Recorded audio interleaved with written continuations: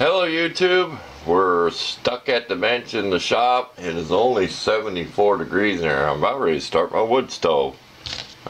This is terrible in August. It's cloudy out, drippy, rainy, sprinkling. Anyway, back to the project. Okay, we got the engine set up here. We're going to be putting it together on the bench. We want to show you a problem people have. I've even read in comments on other videos where I put my motor together and have gas pouring out on the top of my gas tank. Okay, get the gas tank over here.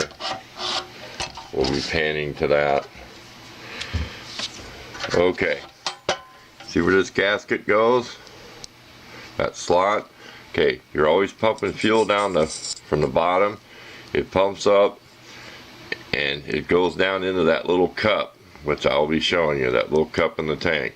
Okay, then it flows back from the carburetor down in that cup. Okay, here's the problem that people have. Not an expert, I just learned this stuff when I was a kid. I took a picture of this.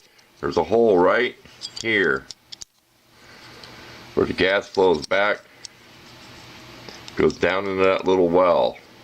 Okay, it'll flow between the gasket and the carburetor and flood on the tank. Or it also can flow on the gas between the gasket and the tank. I think you know what I mean. Let's not screw this up.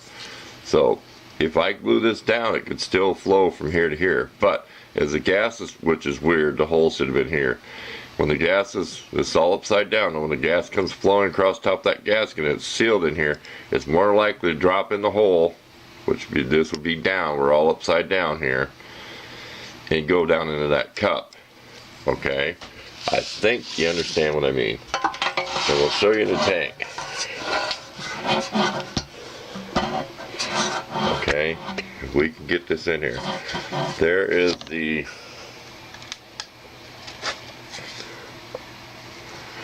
there's that cup. I have to do a little more cleaning in there. I may or may not. That's that little cup. And there is an overflow in that, so when it gets full, it just returns back to the tank. So that's what feeds the engine. It's not this one that pumps it up. This is what feeds the engine. You could fill this full of gas, put the carburetor together without anything in the tank, and it would run for, what, approximately half a minute or whatever. But this tank is really rusted. What I did was, if I could turn this sideways, I modified this tube again yesterday. Okay, so we're going to just approximate it.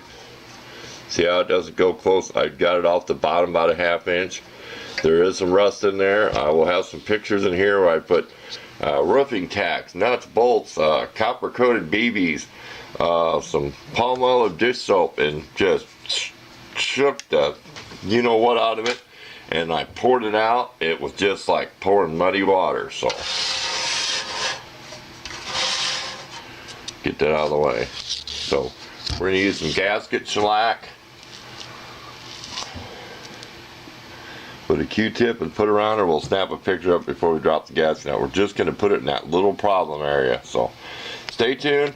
You're going to probably see a lot of pictures of me hooking the linkage up instead of me explaining it. I may jump in there and say something, but I hope I don't screw it up, because I have pictures, but I have to go to the house, look at the computer in case I mess up. So we're actually going by memory. So hang in there. You're probably going to see a lot of pictures as I hook the linkage back up.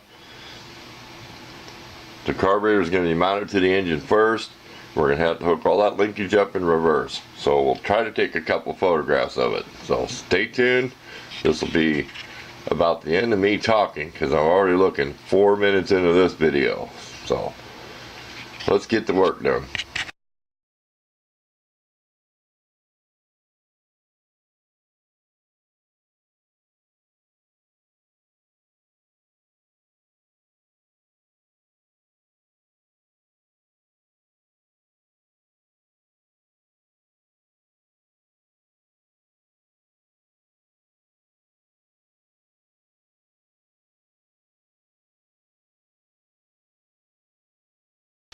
It's raining out, but I don't care.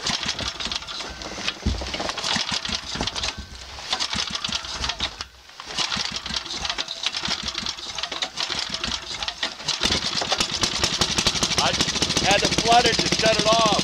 My spark plate won't work.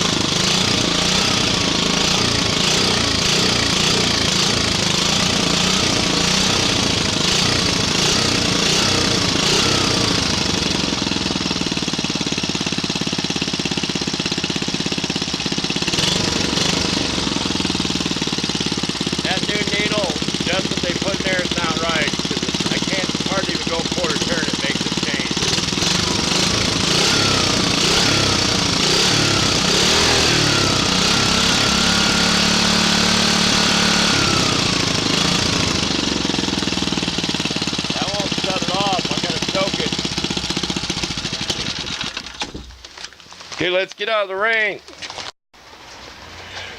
Well, it runs. Like I said before, I was worried that people throw away the old one.